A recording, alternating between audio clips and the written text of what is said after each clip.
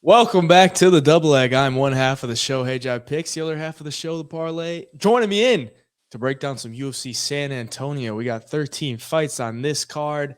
I will be there in attendance. Very excited for that. And how are we feeling tonight? Good, man. Just looking at this card, so many close fights. We were talking, there's not many cards where you get this many fights that are coin flips or, damn near even odds. So I'm looking forward to it. A lot of chances to make money. Some sketchy spots, though. I'm interested to see how the lines move as the week goes on. Luckily, the main event got switched. Well, not switched, but moved in from the Apex for Chito Vera and Corey Sandhagen. Moved it into an arena with a lot of fans where it deserved to be. And UFC San Antonio, I was glad because I was planning on going to that either way. And we get a great main event with 12 other good fights. Looking to stay hot. For me, I'm going for 5 straight weeks in the profit. So I'm really looking forward to getting after that. If you want to get on those plays, the link will be in the description to join the Double Egg Premium. Otherwise, you can get the plays Friday night / Saturday morning if you just want a one-time purchase there. We're looking to continue the good streak and keep her going. We'll get right into it, though, with the main event. Bantamweight fight here between Marlon Chito Vera, plus 162 for Chito Vera, minus 162 for Corey Sandhagen. Chito Vera on a pretty good streak, 4 of his last 5, and he's won 4 in a row. Corey Sandhagen getting the win against Song Yadong in his last fight out. Over-under set at 4.5 rounds, minus 135 for the over, plus 135 for the under. Odds courtesy of BetOpenly, as always. Person to person, no house, the best fight odds out there that you can ever get. They are adding contests available as well, so make sure to hop on those. If you like parlays, join the contest instead. You got better odds there. Who do you like in this one? This is a really good fight. I'm really looking forward to seeing this one. I'm sure everyone is, but who do you like? Yeah, no, this is a great matchup, and I've gone back and forth a little bit for multiple reasons, but it's one of those fights that no matter which side you pick, you're going to be a little uncomfortable come fight time because both guys are so good. The one thing that jumps out to me on Chito Vera's side is, I mean, he's got 10 submission wins, 8 knockouts, 4 decisions, never been finished, but he does have 7 decision losses. Corey Sandhagen, obviously, I don't even want to say he's hit a rough patch because his losses are Aljamain Sterling, TJ Dillashaw, and Piotr Jan.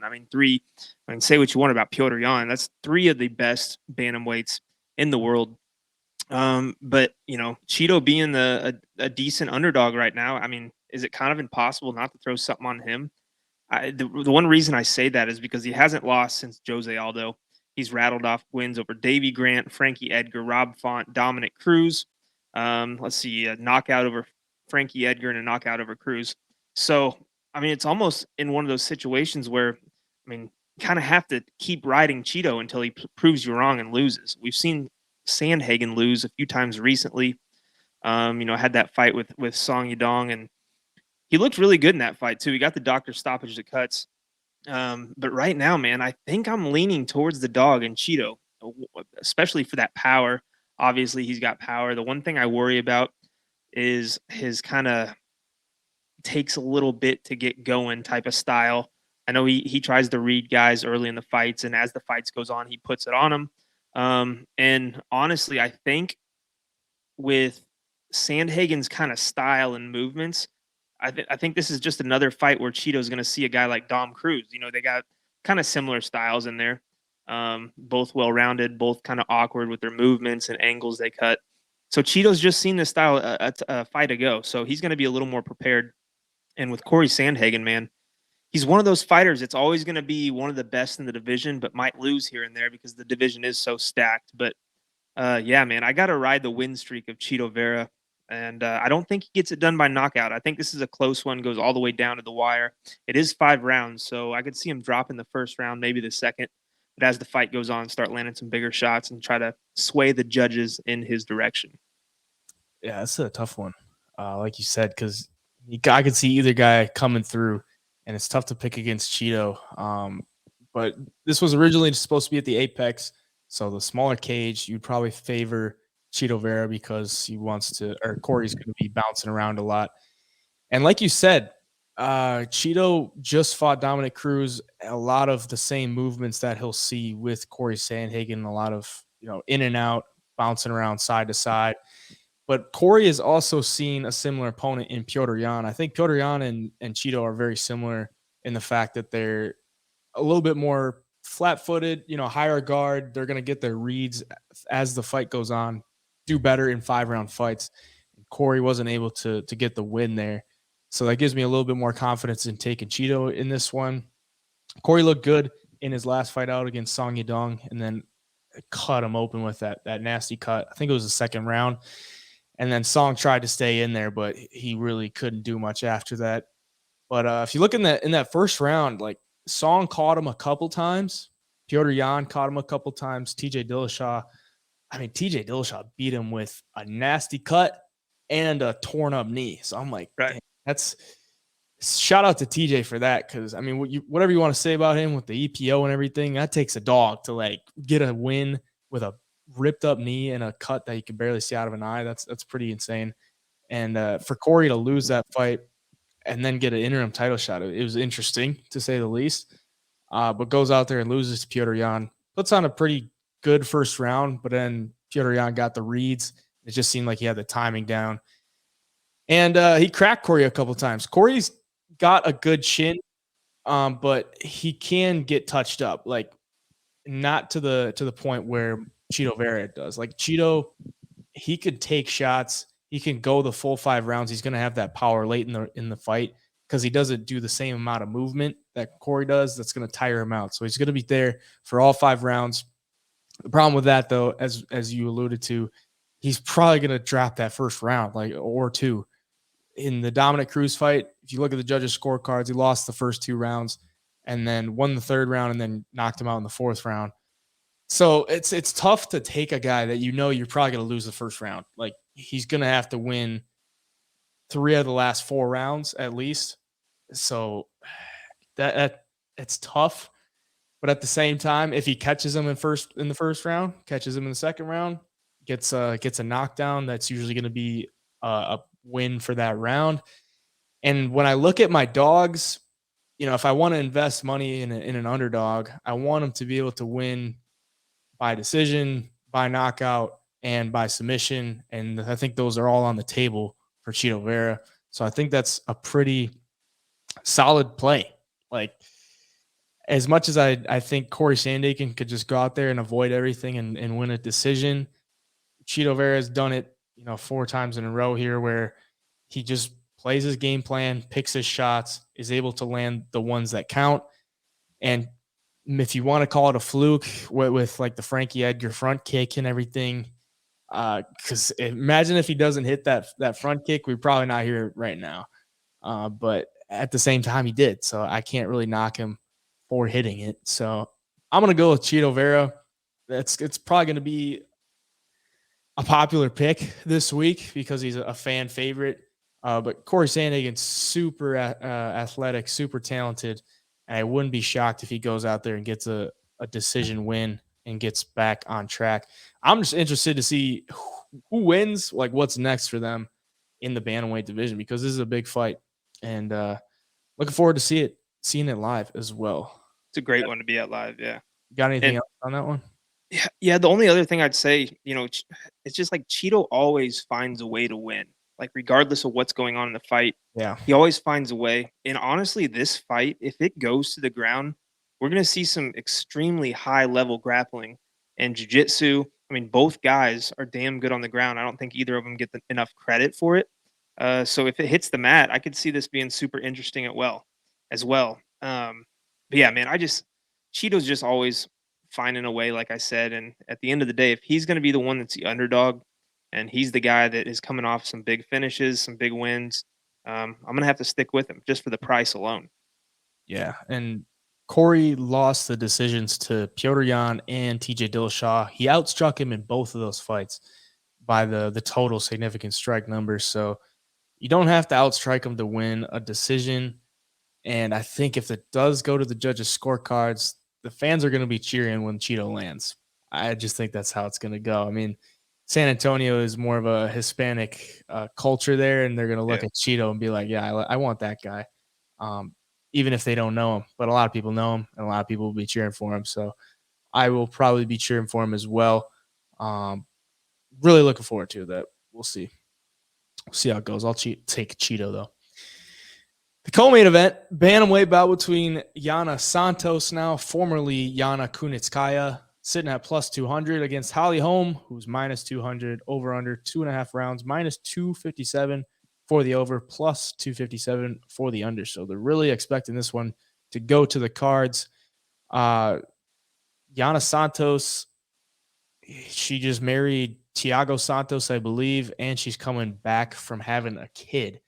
So we talked a little bit about this before the show started, but the women's underdogs have been coming through, and I really would love to fade, a 41-year-old Holly Holm sitting at a minus 200 favorite in a spot where she's coming off a split decision loss, which was kind of controversial, and Yana Santos coming off of a KO loss in 2021 off of the kid. Doesn't really get me too excited to take a dog in this one. But I think if she can use her wrestling and her grappling to stifle the Holly Holm on the feet, I don't think she can stand with her. I don't think Yana Santos can stand with Holly Holm at all. I think she's going to have to be in the clinch, and she's going to have to wear on her. And I think she comes in with a decent game plan for that. She basically did that against Ketlin Vieira and got the win by decision. Holly Holm lost her last one out to Ketlin Vieira in a 5-round fight. But in a 3-round fight, she's only got to win 2 rounds, man. And at plus 200, it's interesting. We just saw Veronica Hardy come back after 3 years off. She didn't have a kid, but she came back after a pretty good layoff and got a great win against Juliana Miller. But that's Juliana Miller, and this is Holly Holm, who's been around for a long time. So my mind's telling me to just blindly take the dog at this point, but it's a little bit hard to get to. What do you think? Yeah, no, it's tough because at some point, Holly Holm's got to start slowing down, right? I mean, she looked good at times against Ketlin Vieira, and, Ketlin fought for the title after that fight, right? If I'm not mistaken. No? Raquel Pennington, I believe. Okay, yeah, that's right. Well, Ketlin, if you want to do some MMA math, Santos has beaten Ketlin Vieira in their second to last fight, and Holly Holm just lost to Ketlin Vieira in a controversial split decision, which I thought Holm won. Maybe it's because I had her. That was the pick. But I thought she won. But, Santos, did take that time off, had the kid coming back, loses to Irene Aldana, and then that loss to Aspen Ladd really concerns me. I never thought much of Aspen Ladd. One time that Aspen Ladd made weight, she got the knockout win. Right, exactly. And on Holly's side, I mean, they do say that women fight longer in this sport than men do. She is 41 years old. She's had a pretty solid career and with some big historic wins. Knocking out Ronda Rousey. That head kick can be dangerous. But at the end of the day, she does have a lot of miles on that career. She is super experienced, though, and I think that factor alone could take her further than people think here. I know she is a sizable favorite in women's MMA. I was just talking earlier. The dogs are barking this year so far, and it's almost hard not to just blindly take every single women's underdog. But yeah, man, I just have a feeling that Holly's going to use that experience if she keeps it on the feet, which I think she can. She's got a good camp, good training partners, good coaches who are going to have her prepared to do exactly what she needs to here. If she keeps it on the feet, I think she'll outbox and outkickbox Santos here. And yeah, I got to stick with Holly Holm for the pick. Betting wise might be a different story as the week goes on, but for the pick, I think Holly Holm gets it done. Yeah, I'm going to take her for the pick as well. But like you said, usually the value is more on the dog. That's what we've been seeing in women's MMA as of recently. Featherweight bout between Austin Lingo and Nate Landwehr. Austin Lingo was supposed to fight Ricardo Ramos 2 weeks ago, and then Ramos missed weight, so he's getting stuck on this card to replace Alex Caceres against Nate Landwehr. Nate Landwehr minus 245, plus 245 for Austin Lingo.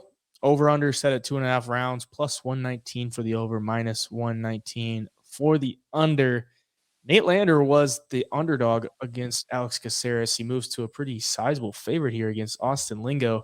Lingo was a similar sized dog, a little heavier dog against Ricardo Ramos. So I don't know how much I mean, we both kind of liked him against Ricardo Ramos at that price.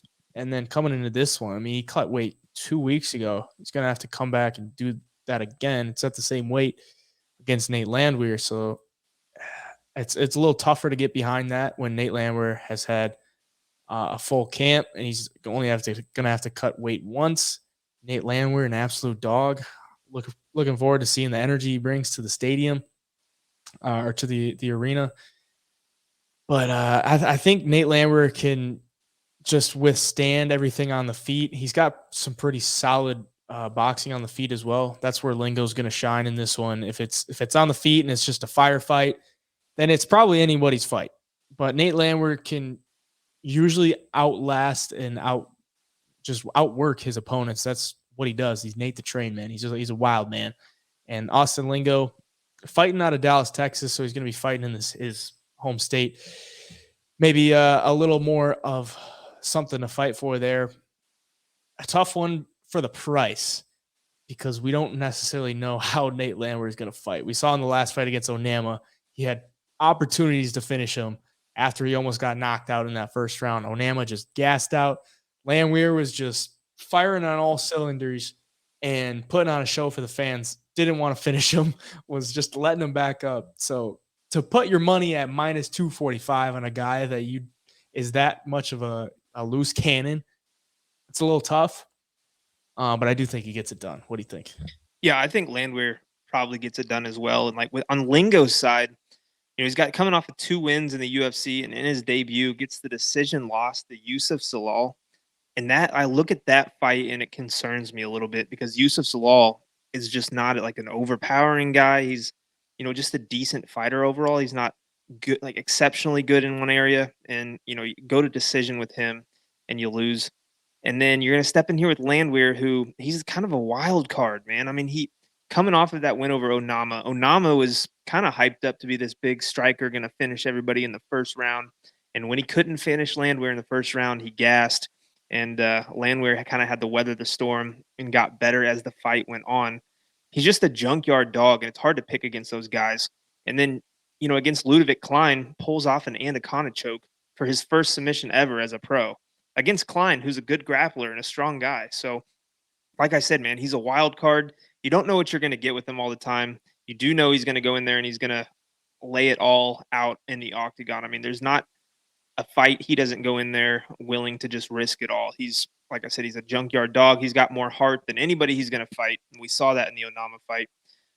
But with Lingo, I can see Lingo having success with that technical boxing and just kind of outpointing him. I don't necessarily think Lingo is going to be able to put Landwehr out because, I mean, if Onama is not putting him out, I don't see Lingo doing it. But I could see Lingo making a round or two close. And I see this one possibly going to decision as well. So it's just one of those things you kind of got to tread lightly. Don't necessarily think I've seen enough out of Lingo or enough things that I'm confident in for him to go out there and get a win as a big underdog here. But I don't think I'm confident enough either to, lay that big of a price on Nate Landwehr. I do think Landwehr wins. But yeah, man, these are the type of fights that you just never know. Yeah, Nate's such a dog, but he's been knocked out by Herbert Burns and Julian Erosa in the first round. So, I mean, and then he almost got knocked out in the first round by Onama. So, if you're going to catch him, Herbert Burns is not anything to write home about. But if you're going to catch him, you got to catch him early. And Lingo could catch him. So, tread lightly again. Flyweight bout between Andrea Lee and Macy Barber, minus 225 for the favorite Macy Barber, plus 225 for Andrea Lee. Over under set at 2.5 rounds, minus 243 for the over, plus 243 for the under. Fun fact about these ladies, between the two of them, they are 0-3 against Roxanne Modafferi. Andrea Lee lost to her twice. First time was in 2014 in Invicta, and then she lost to her in 2020 in the UFC. Macy Barber lost to her as well. That's one of her only 2 losses, is Roxanne Modafferi in 2020, and then she lost to Alexa Grasso. So couple of the women's flyweight goats right there. What do you like in this one? Yeah, I think for a pick, I think you have to go with Macy Barber because she is it's another fighter that's a junkyard dog here. I mean, she's tough. She's never been finished. She's lost a couple decisions, but it seems like she learned a lot from those losses. Loses to Roxanne Modafferi and loses to Alexa Grasso, which is, Alexa Grasso is obviously holding the belt right now. And then she kind of bounces back with the win over Miranda Maverick, Montana De La Rosa, and Jessica Ai. Macy's so young that with those losses, that was kind of the perfect time in her career to take a loss or two if you're going to, because she kind of got to go back to the drawing board. She's fresh into the UFC at that level. So she's kind of getting some experience under her belt too. Andrea Lee losing to Viviane Araujo in her last fight. And I actually picked Araujo to win her last fight. She didn't look that good her last time out, but Araujo's not a terrible fighter by any means. And then Andrea Lee obviously had the armbar against Antonina Shevchenko, which was pretty impressive.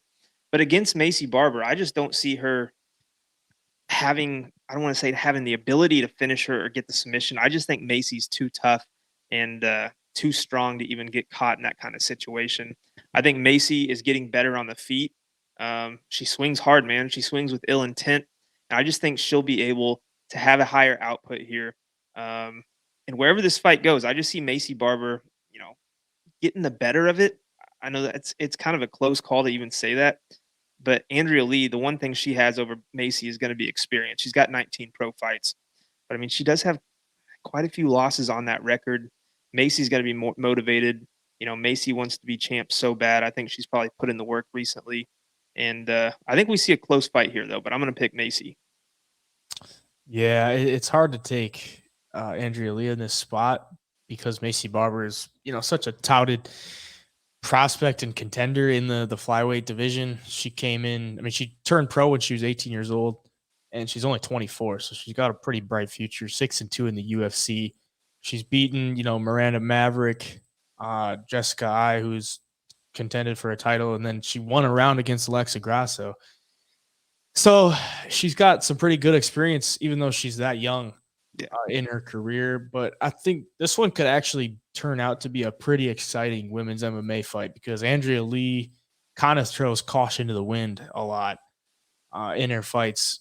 She knocked down Viviane Araujo in that first round with a head kick and won that round and then kind of just got controlled in the next couple rounds. I think if Barber can get her on the ground and control her there, she's probably going to be in some deep trouble. And Barber's been, she's shown in her past couple fights that she wants to, use her strength and get in that clinch and just kind of bully you around there.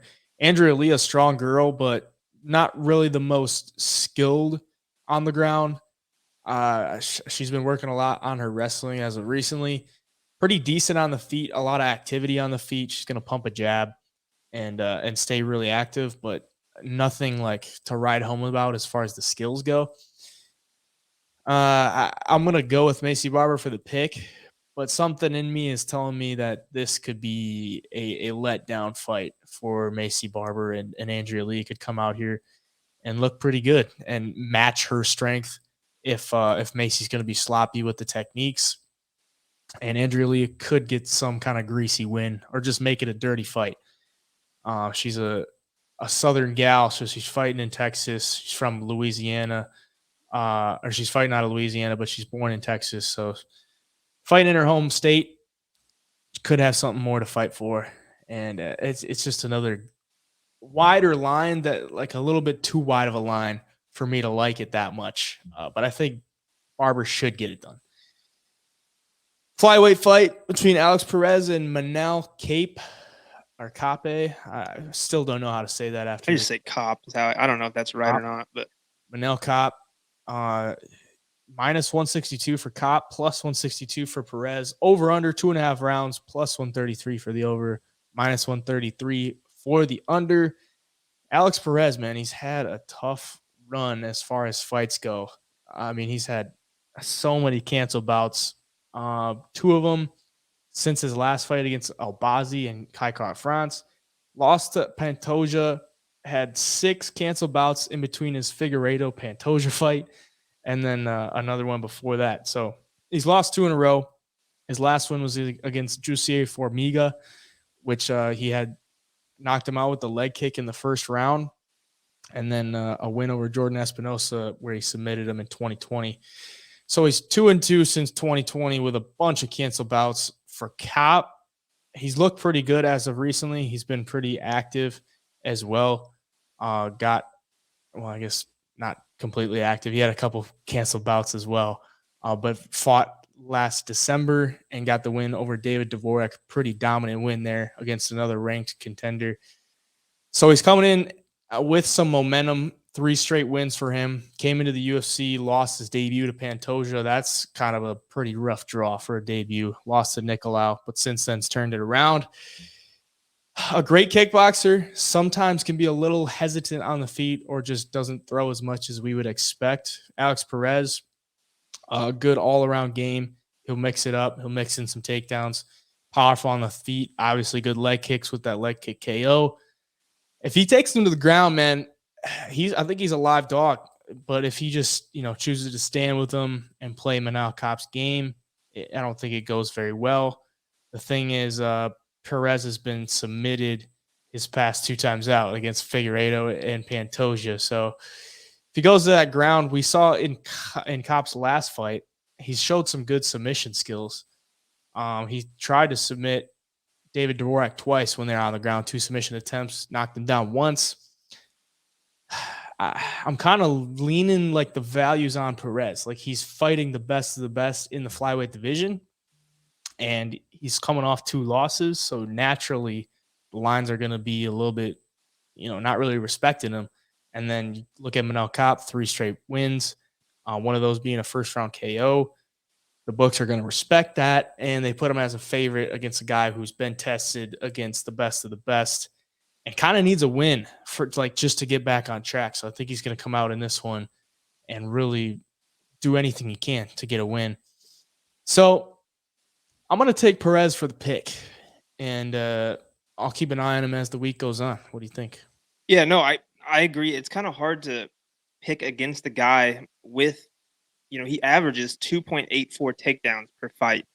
And I think he's going to have to use that if he wants to beat Manel Kape. I mean, Kape is good on the feet. He's powerful. So it's not like you're going to want to stand in the pocket and trade with Kape. But at the same time, I look at the stats, and Kape lands 4.46 significant strikes per minute, and he gets hit with nearly 4.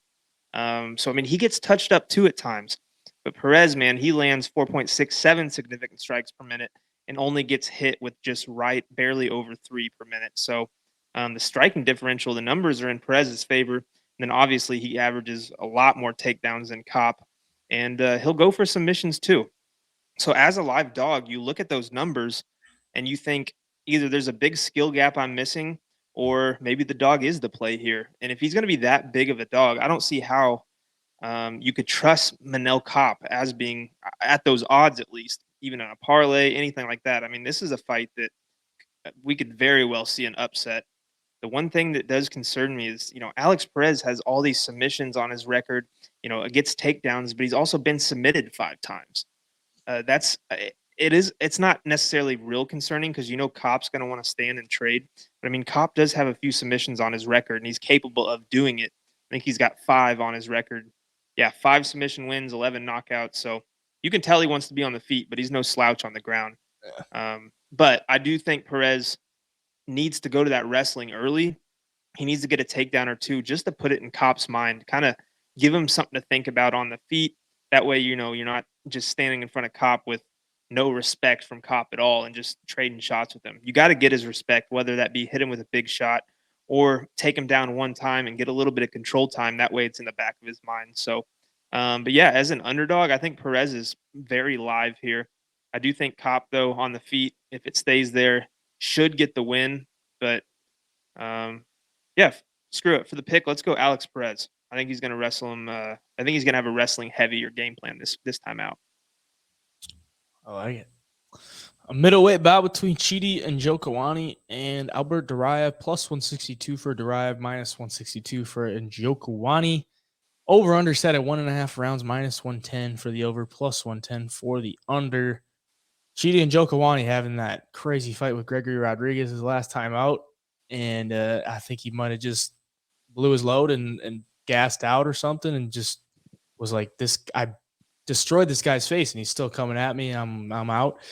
Duraev also coming off a loss against Joaquin Buckley, where he his eye like really swelled up in that second round, and they had to stop it because he couldn't see out of his eye.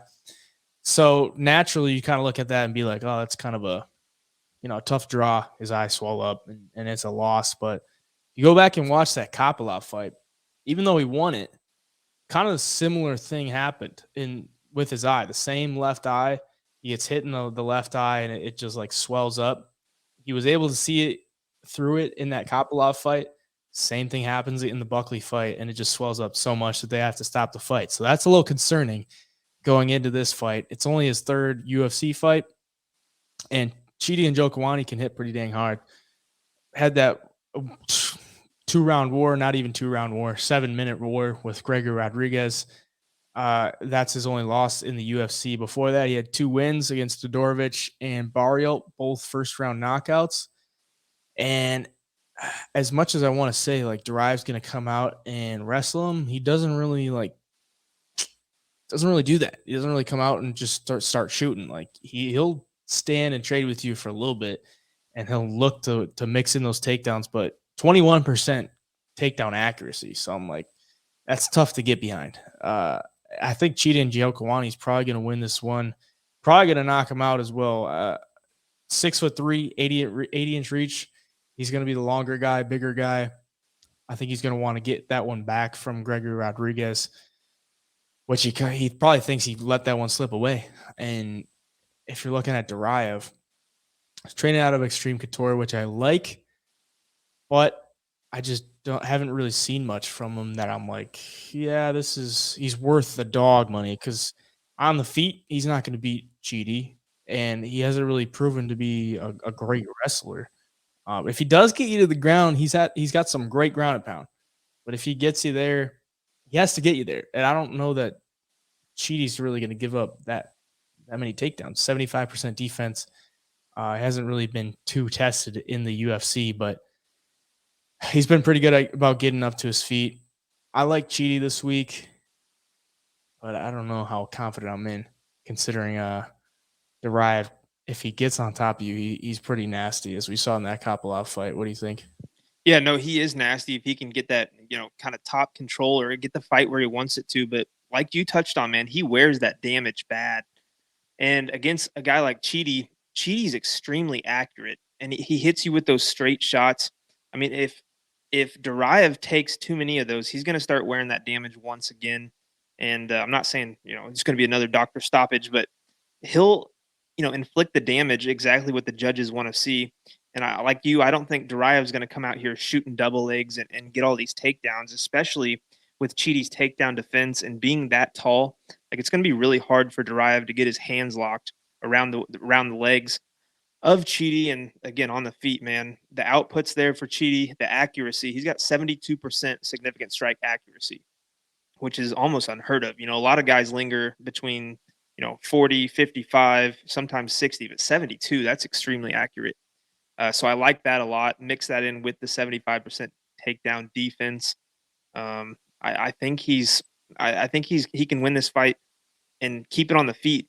If he keeps it on the feet, I think this thing will look very one-sided, especially with the reach advantage, and he knows how to use that reach really well. We've seen it in past fights, and against Rodriguez, man, he touched him up big time. And I had that knockout prop in that fight, and it looked really, really good through that first round. And then just you could tell he was getting tired, and obviously Rodriguez hits pretty hard as well and started landing. I don't see Duraev having enough volume to do that to Chito here.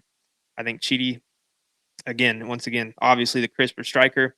I think he can get a stoppage in this one too. I probably won't touch the money line at being that wide right now, but I'll definitely be looking at that knockout prop. I don't see a world where Chito, gets taken down and controlled, and he hits hard, man, and he's accurate. You land enough of those on Duraev, you can mess that face up, or I think you could put him out here too. I got to go with Chito. Born in Dallas, Texas as well, so I another like it. Texas-born fighter on the card. Featherweight bout between Daniel Pineda and Tucker Lutz. Tucker Lutz sitting at minus 252. Pineda plus 252. Over under set at 2.5 rounds. Plus 165 for the over and minus 165 for the under. 1-1, 3 no contests for Daniel Pineda. So some interesting stuff going on there. Last time out, he lost or didn't lose, but had the no contest against Andre Fili. That was in 2021. And then a loss to Cub Swanson, and then a win over Herbert Burns. That was his second stint in the UFC. Overall in the UFC, he's 4-5-1. So his only win in his second stint is against Herbert Burns, who we already talked about earlier. Touched on a little bit. He's 1-4 in Bellator. He's a veteran, 37 years old, also born in Texas, Dallas, Texas as well. So very common theme on this card. I think they really loaded it up with the Texan-born fighters. Tucker Lutz, though, hasn't fought since 2021 as well at the end against Pat Sabatini. Not anything to hang your head about, losing to Pat Sabatini, very dominant wrestler there, and that's kind of what Tucker Lutz does. He won his debut back in May of 2021 against Kevin Aguilar by decision. So he's 1-1. I can't really put too much stock in him at, minus 240 coming off of over a year layoff. I got to be honest, but against Pineda, who's an older guy, probably on his way out, it makes sense. But at the same time, this is a greasy fight. Like I would just be aware of it. What about you? Yeah, no, I honestly think this has upset written all over it. Or it's one of those fights that could produce an upset. Yeah. When you look at the fight for Pineda against Cub Swanson, like Cub was teeing off on him towards the end before it was stopped. But I mean, Pineda had Cub, limping pretty bad, and he had that leg beat up extremely bad. And if he can do that to Tucker Lutz, I think Tucker could be in a little bit of trouble. I know Tucker likes to grapple. He likes to wrestle, but I mean, you take away that lead leg and the game changes significantly. And even though Pineda lost the Cub and got knocked out in that second round, dude, there was so many times before that where he should have been knocked out, or most guys would have been knocked out. So he is pretty tough. He's got a lot of experience on his record. And Tucker is a 2-time alumni of the Contender Series. So it wasn't that long ago. So they didn't see something they really, really liked to get him into the UFC. They gave him another fight. He got another decision win, and they let him in against Kevin Aguilar. And he gets another decision win there, and then loses to Pat Sabatini. So you go in there against a guy like Pineda who can chew up that front leg. He can grapple a little bit too, man. He averages 1.42 takedowns per fight. And yeah, man. Or no, sorry. Yeah, I think I was right on that. No, sorry. I was looking at the wrong line. He averages. Am I looking at? Yeah, right. 1.42 takedowns per fight too. Yep. So I mean, he can grapple as well, and he'll actually fish for more submissions than Tucker will. So, I don't think this line should be that far apart, if I'm being honest.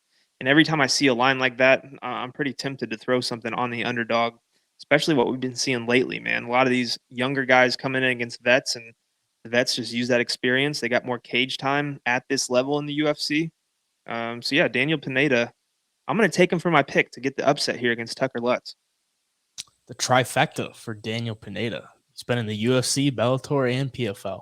So yep, a lot of experience under the record. I'm going to go with Tucker Lutz for the pick, but I'll definitely keep an eye on that dog because, yeah, it's a weird one considering all the unknowns. Featherweight bout here between Steve Peterson and Lucas Alexander, plus 158 for Alexander, minus 158 for Steve Peterson, over under 2.5 rounds, minus 147 for the over, plus 147 for the under.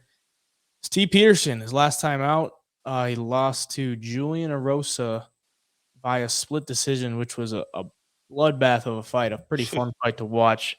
And then 2 wins before that, Chase Hooper, Martin Bravo. He fights out of Fortis MMA, same camp as Austin Lingo. So both guys are pretty similar fighters. Good boxers are going to want to keep it on the feet and just kind of wear on you.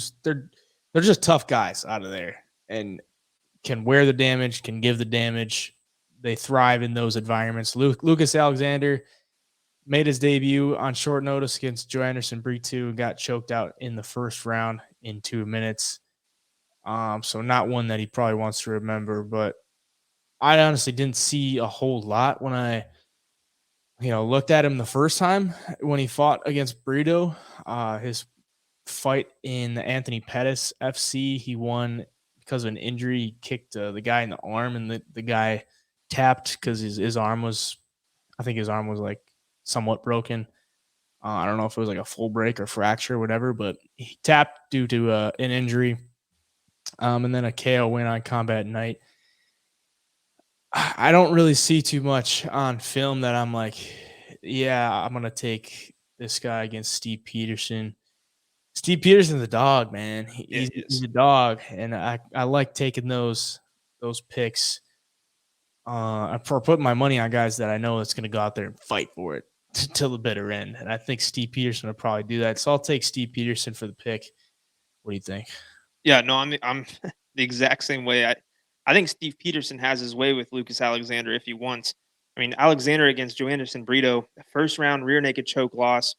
And then in his other fights that are, in Anthony Pettis's promotion, Combat Night Pro, he's getting stoppages and he's getting knockouts. But I mean, go to Steve Peterson's resume. He's been knocked out one time, and it was 10 years ago in a lower level promotion. And since fighting in the UFC, split decision loss against Erosa, which you just talked about, which I think Steve Peterson may have proved, and same with Erosa, that they're two of the toughest guys in the world because they were cracking each other with everything but the kitchen sink, and neither one of them was going to go away. And that's just how Steven Peterson fights every time out. And if you look at his record, he doesn't have any lately, but he does have a fair amount of submissions on his record. I think he's got 7 of them, 6 KOs, so he can get finishes here. And Lucas Alexander coming off of that, pretty poor performance against Brito. I just see Steven Peterson winning this fight. I don't think he's going to get knocked out. And if you can't knock him out, look out because he's going to hit you back, and he hits pretty damn hard. And then on the ground, he doesn't show it all the time, but he's pretty skilled there as well. So, yeah, man, I think this is Steven Peterson written all over it. What were the BetOpenly odds on it again? He is minus 158. So I think that's a great price for him, honestly. I would be on Steven Peterson at minus 158 all day. Steve Superman Peterson, big old Superman chest tat. Gotta love it. Hopefully he'll bring the fire to the arena, get everyone going. I like it too. I think he's just gonna outvolume them, probably push a pace on them. And he's a durable dude. He's a pretty durable dude. So it should be a war if Alexander's up for it, or he could take the easy route out and get knocked out. Welterweight bout between Trevin Giles and Preston Parsons, plus 110 for Parsons, minus 110 for Giles. Over under 2.5 rounds, plus 151 for the over, minus 151 for the under. An interesting one here. You got striker versus grappler. Who do you like in this one? Yeah, man, it's kind of tough too. I mean, Trevin Giles has wins over Roman Dolidze. His last one was what, Louis Cosi, which was a decision win. But man, if you go back to that Dolidze fight, he had Dolidze so badly hurt later in the fight. I mean, he cracked him with a straight left. It was a great shot. And then Dolidze was fishing for knee bars that whole fight. And Giles was able to get out of them and survive and hit Dolidze over and over with big power shots. I think Dolidze has gotten a lot better since then. But at the time, man, Giles looked pretty decent and pretty tough in that fight too, and showed some good skill on the ground. Obviously lost to Dricus du Plessis and then TKO to Michael Morales, which are two, du Plessis knocking people out left and right now, or at least showing that he's got a lot of power. And of course, Michael Morales, a big prospect. But Preston Parsons doesn't have any KO wins, so I don't think Giles is necessarily going to have to worry about that big power shot coming at him. Parsons is, kind of a dog on the feet. Like, he'll throw and exchange with you, but he's going to want to get it to the ground. I mean, he's got 9 submission wins. He is pretty damn good on the ground. You look at some of his submissions. I mean, he's for a bigger guy like this at a higher weight class, he's getting arm bars, guillotine, rear naked choke, arm bar, arm bar. I mean, the guy can do it all on the ground. And that's exactly where he's going to want this fight. I worry that Trevin Giles is so experienced and durable on the ground that Parsons will get a little tired as this thing goes on, trying to find submissions, and Giles can just land that one big shot. I mean, this fight's definitely accurate as it's a coin flip because, Giles sometimes can have trouble finding that volume and that pace that he needs to put on guys to get some of these wins. And then, like I said, Parsons gets it to the ground once. You got to really watch out because you could be in trouble. For the pick, I'm going to have to go with Trevin Giles. I think wrestling and grappling wise, defensively, he's sound enough that he can keep this fight where he wants it. And I think it's going to be an extremely close fight. I could see this one going to split decision. If there's a prop out there for that, I might just have to sprinkle it on it. Yeah, I think Trevin Giles has a more upside for sure. He's got really good hands, but he just seems like he doesn't quite let him go like all the time. He's got wins against Brendan Allen in 2016, Ryan Spann in 2017, Ike Villanueva 2016, and then Roman Dolidze 2021 in the UFC. So I mean, he's got some good wins. He's got some really good wins. But then in his last time out, he's a minus 220 favorite against Louis Cosi. Louis Cosi has never made it to the judges' scorecards. He's a killer be killed fighter. His last fight was against Sasha Palatnikov, who got cut from the UFC, and he got finished by Sasha Palatnikov. Louis Cosi did. So I'd load up on Trevin Giles inside the distance, and he goes out there and wins a decision. So I was pretty upset about that, and that kind of scars me from betting on Trevin Giles ever again because you're fighting a guy who's never been to decision and has shown he can get finished by a guy who doesn't even belong in the UFC. So that scars me on Trevin Giles, but I do think he should win this fight. I think he has, like I said, the higher upside. He is from San Antonio as well. He's born in San Antonio. But Preston Parsons, if he can get the takedowns, he showed in his last fight, he's got some pretty good top pressure. He's got some pretty good submissions from the top as well. He was hunting that arm triangle for a long time. Didn't get it done, but he's got, 9 submissions on his record. That's obviously where he thrives. I would expect him to come out and really want to get it there. Can he keep it there, though, is the question because he's only had 2 fights in the UFC. One of them that he won was against Evan Elder, 155er, and took that fight on short notice. Trevin Giles moved down from middleweight, so he's going to be the bigger guy against Parsons. Parsons is only 27, so maybe he made some improvements since his last fight. Trevin Giles, 30.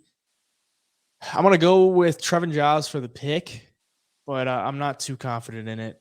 Maybe just because I'm scarred from the last time he's out, but I'll take him for the pick. Flyweight fight between CJ Vergara and Daniel Da Silva, plus 220 for Daniel Da Silva, minus 220 for CJ Vergara.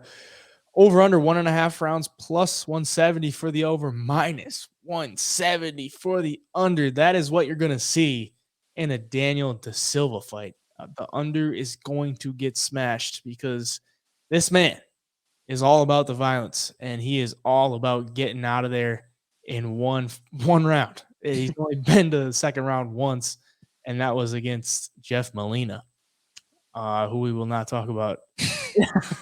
But he's 0-3 in the UFC, and his last time out, he got ground and pounded by Victor Altamirano, who we'll talk about later, who's not necessarily the biggest power puncher or the most potent finisher. So Vergara, also from San Antonio, fights out of San Antonio now, and was actually at the Spurs game this past Saturday or Friday and sat courtside, and they had him on the big screen. So he's getting big star in San Antonio. I think they're setting him up for a win here against Daniel Da Silva. It's honestly not too big of a favorite where it's like not playable. I mean, he's minus 220. I mean, he's had some tough fights in the UFC. Tatsuro Taira, Clayton Rodriguez got a win against him, who's, a touted prospect, and then a loss to Ode Osborne in his debut. So I think he's had a couple couple of tough fights, and they're setting him up for a win here in his home city. So I'll take him. Daniel De Silva probably on his way out of the UFC if he loses this one, which could make him dangerous. But CJ Vergara, a pretty durable dude, and he has never been knocked out. Hopefully, I don't jinx him. He's been submitted twice, but I see Daniel De Silva just coming out, throwing guns a-blazing like he always does. CJ Vergara weathering the storm and getting the win. You disagree at all? No, I don't think so. I think the UFC probably realized they had a star in CJ Vergara. Maybe not a superstar, but they had a popular fighter a little too late, and they gave him these killers right off the bat. Man, he gets the TKO win on the Contender Series, and they throw him right to O'Day Osborne, who is not the most. I guess he wasn't necessarily a vet in the UFC at that time, but I mean, O'Day Osborne's a killer and can be a killer on the feet. Loses that one by decision, but the Kleitz Rodriguez win ages phenomenally, especially with what Rodriguez just did to his last opponent. You know, what was that fight last, like 45 seconds? I mean, he just bull rushed him and got the TKO fast. CJ loses by armbar to Tatsuro Taira, but he did okay in that fight up until that point. He was a big dog in that fight too, and then Taira, undefeated. A lot of people have pretty high expectations for him going forward too. So not the worst loss in the world, but man, Daniel De Silva comes out there in the first round and just leaves it all out there. Like, he wants to make a quick night one way or the other every single time. He's either going to get knocked out or he's going to put you out. I mean, he's on a really rough patch. The last 3 fights, all losses by finish. But they're not to like terrible fighters. I know Victor Altamirano, he's on this card as well, and he's somewhat new in the UFC, but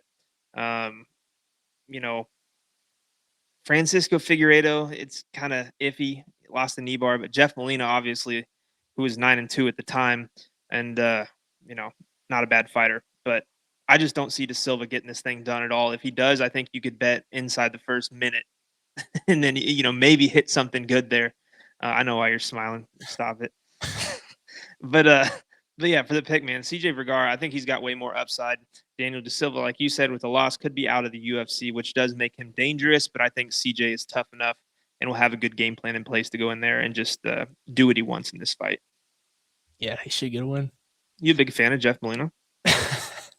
Lightweight bout between Manuel Torres and Trey Ogden, plus 145 for Ogden, minus 145 for Torres. Over under set at 1.5 rounds, minus 119 for the over, plus 119 for the under. Manuel Torres coming off of a couple of first round knockouts in his debut against Frank Camacho and in the Contender Series against Colton England. So pretty good on the feet. He's got a lot of power. I can't really put too much stock into that first round knockout against Frank Camacho. Camacho, he's 2-6 in the UFC now. So I mean, I can't really get behind that win too much. His losses in the UFC are to pretty good competition, Camacho's. But at the same time, probably took a lot of damage against that competition and might have cleaned up with that fight against Torres. Trey Ogden, big win in his last time out against Daniel Zellhuber. Decision win as a pretty big dog, and then a loss in his debut against Jordan Levitt. Split decision. So pretty good fight there. Who do you like in this one? Yeah, I think for Ogden, man, he just got to go out there and try not to get into a firefight with Manuel Torres. Torres, obviously, like you said, coming off of the knockout over Camacho, who doesn't have a good record in the UFC. But in that fight and his other fights, you can tell the guy has raw skill and raw power on the feet. But man, it makes me nervous because you had Daniel Zellhuber go out there as like a minus 350 or minus 400 favorite against Ogden, and then just completely gets outfought the whole entire fight. Ogden, he doesn't have any knockouts on his record. He's not going to go out there and just box you up, but he could get you to the ground. And if he does, he's got 11 submissions on his record. He's good on the ground. Manuel Torres has 2 submission losses. So that's something that kind of jumps off the page to me is we know what each fighter is going to want to do here. Manuel Torres is going to want to headhunt and try to take your head off. And then Trey Ogden is going to want to avoid all that and get this thing to the ground. And if he gets it to the ground, I just think the skill gap is going to be somewhat large here. Yeah, I just don't see Torres being able to hang with a guy like Ogden, who, his specialty is going to the ground. So I think Ogden's tough enough too to withstand some of the striking and some of the exchanges. I just hope he doesn't mess around too long on the feet to where he's getting touched up so much and, he's kind of wearing himself out and not able to get those takedowns or be explosive enough to get the takedowns against Torres, because Torres is an athletic dude. He might stuff a takedown or two, but as the fight goes on, I do see Trey Ogden kind of taking this thing over. I think Trey Ogden drops the first round, but as it goes on, he gets some control time and will fish for submissions. If I'm playing a prop on this though, I don't mind the Trey Ogden submission prop or the Manuel Torres KO prop. Trey Ogden's never been KO'd, but just from what we've seen out of Torres, he can find the chin and he does hit hard. So we'll see what happens. For the pick though, I'm gonna stick underdog. I'm gonna go Trey Ogden. Kind of on that train. So that's what I'm feeling tonight. Yeah, I could see Ogden coming through as a dog here. Fought a really good game plan against Al Huber. Just stayed safe on the feet, used a lot of kicks, and used lots of really good movement, and just kind of had the game plan like, I'm going to go out there and outpoint this guy. Level changed here and there. He only landed 1 of 9 takedowns, but still throwing that at him made him think about it and was able to land one. So if he wants to use that in this fight, I think that would be a very smart decision. I don't think you want to stand with Torres for that long, considering the power he's shown recently. And he throws a ton of volume as well. I mean, for his UFC stats, it says he lands 10.50 strikes landed per minute, but he's only been in the cage for like 5 minutes. So he throws a ton early. I would be interested to see if this fight goes longer, if Ogden can take over, if he just withstands that first round. Maybe Torres, fighting in front of a live audience for the first time in the UFC, comes out hot and maybe blows his load a little bit. He's had a lot of first round finishes, and he doesn't make it to the scorecards too often. So I think the longer this fight goes, he's only been to one decision, and he won it by split decision back in 2018. Torres did. Longer this fight goes, it's going to be Trey Ogden taking over, getting takedowns, and just outpointing them. Probably going to come in with another good game plan as well. So very live dog. I'll take him for the pick, but that's just a pick. That's not where any money's going, and I'll keep an eye on him as the week goes on. Flyweight bout Vinicius Salvador -110, Victor Altamirano +110, over under 1.5 rounds -165 for the over, +165 for the under. Both guys 4-1 in their last 5. We talked about Altamirano a little bit earlier, getting the win over Daniel De Silva his last time out. Got a finish there, first round finish at that. Vinicius Salvador had the knockout win against Shannon Ross on the Contender Series. Was supposed to fight Daniel De Silva back in December. De Silva missed weight, so he has to get that rescheduled. Gets a fight booked against Altamirano here. Very powerful on the feet, a lot of volume on the feet, a very active guy everywhere the fight goes.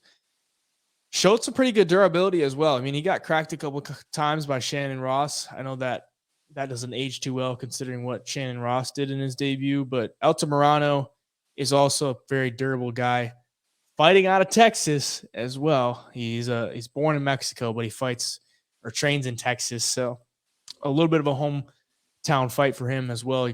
A lot of Mexican fans will be there as well, so I think the crowd will probably get behind him. Salvador, I'm interested to see how he does down the stretch as well, because Altamirano's got really good cardio, and Salvador, he's a blitzer, man. He's going to come at you from the start. If Altamirano can withstand that, probably ends up taking over, or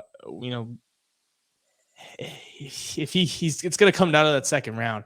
If he's going to be there in that second round, if Salvador can win that second round and then survive for the rest of the fight, I think he should get the win, but I would assume Salvador wins that first round if he doesn't knock him out, because he's going to come out hot. He's going to throw a ton. So I'm going to take Salvador for the pick, but I'm keeping my eye on that dog and seeing how it goes. Maybe it's a live betting opportunity as well after that first round for Altamirano. What about you?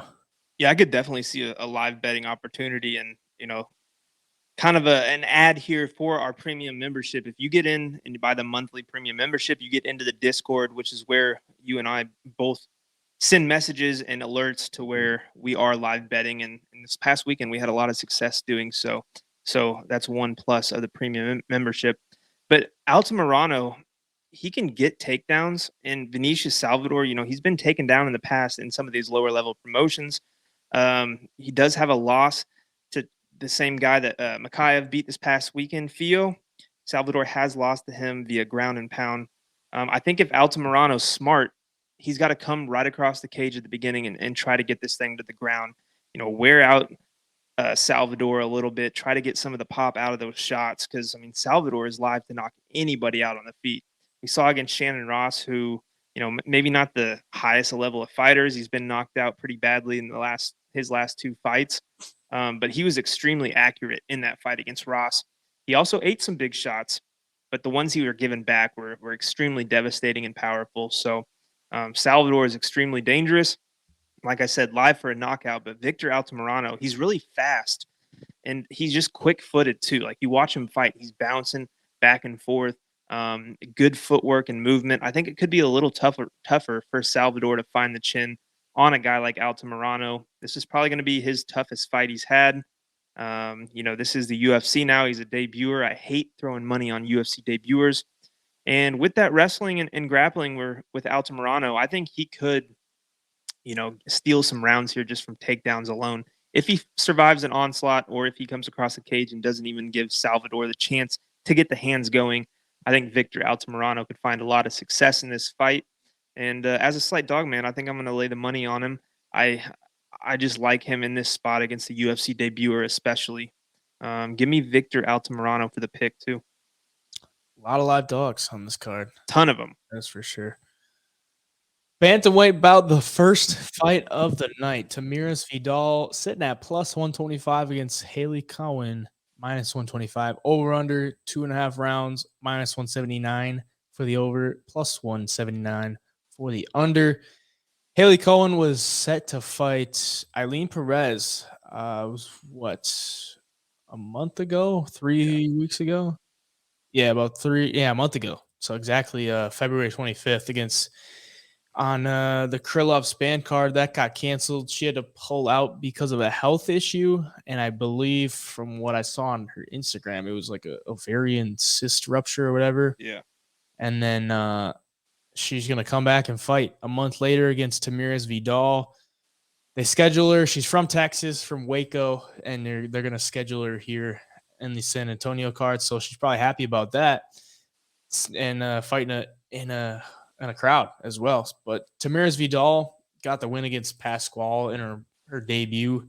Knockout win at that, with that knee up the middle, hit that liver, shut her off in the first round. She also has a win against Eileen Perez, which she won via illegal knees. So interesting bit there. Haley Cowan won her fight on Contender Series via split decision. We talked about her as of recently when we did our preview for that week. I mean, she's gonna look to use her strength against you and getting close.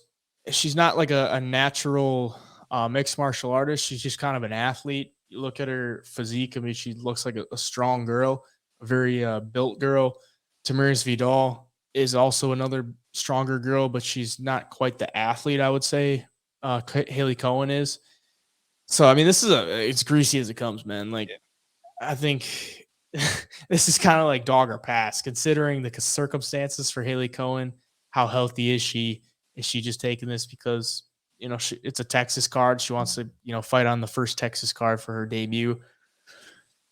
I'm not like a doctor or anything as far as ovarian cysts go, but I can't imagine that's like too great to deal with. I will say Vidal is a much better striker than Eileen Perez on the feet. She's a little bit more talented on the feet. Eileen Perez, another like wrestler type. So a little bit different of an opponent here for her. I don't know how long Vidal's like been training for this camp or for this fight. So interesting bit there. But the debut against Pascual, can't really put too much into that. Pascual's like 6-5. This is dog or pass, in my opinion. I think that's the only way to play it. But we'll see. This is a weird one. What do you think?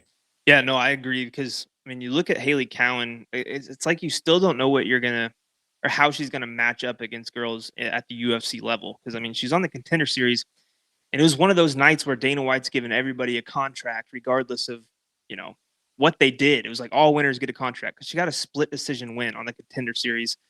She only landed like 1.4 significant strikes per minute because she was just wrestle up against the cage, chain wrestle, used her strength and power, like you said, to get the wins. But I mean, Vidal, if she can keep it on the feet, she's obviously going to be the better striker. We saw that knee up the middle that was, it almost looked like it hit her right below the chest or something, but it definitely shut Pascual off. So that was pretty impressive for a UFC debut. Vidal also does have some submissions on her resume, 2 submission wins. And if Cowan wants to go to the ground, I mean, I think Cowan's been submitted a few times. Yeah, she's been submitted twice. So that kind of makes it interesting as well. I just worry this turns into an extremely boring fight with Cowan kind of holding on to a leg, getting control time up against the fence, maybe getting a takedown here or there, Vidal kind of stumbling back to her feet, and then rinse and repeat from there. But if Vidal does keep it on the feet, she's got a chance to do some damage.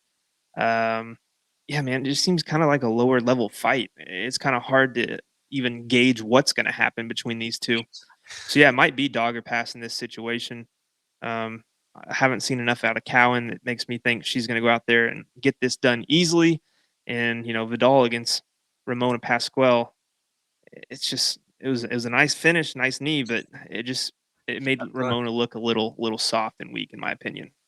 Yeah, I mean, yeah, that's a good debut fight for anybody to take on Pascual. But yeah, it's dog or pass. I'll take Tamires Vidal for the pick, and we'll keep an eye on it as the week goes on. But those are the picks, as we've kind of alluded to throughout the show.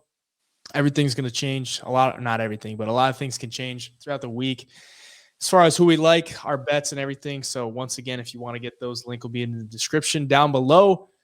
In the double leg premium, $19.99 a month, less than $1 a day, gets you everything you need to know, as well as all of the plays on our card. We're looking to stay hot. If you're watching here on YouTube, drop a subscription down below to support the channel. Dropping these previews every week, along with the recaps and the short form clips to get you guys everything you need to know about the card.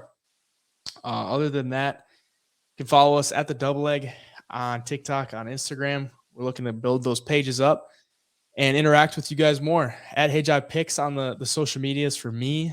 Where can they find you? On TikTok at The Parlay, Instagram, The Parlay_media, and Twitter and YouTube, The Parlay MMA. All right. Next time we see you, we'll be recapping some UFC San Antonio. Unless you're a double leg premium member, then we'll see you in the exclusive show. Other than that, the double leg, signing off.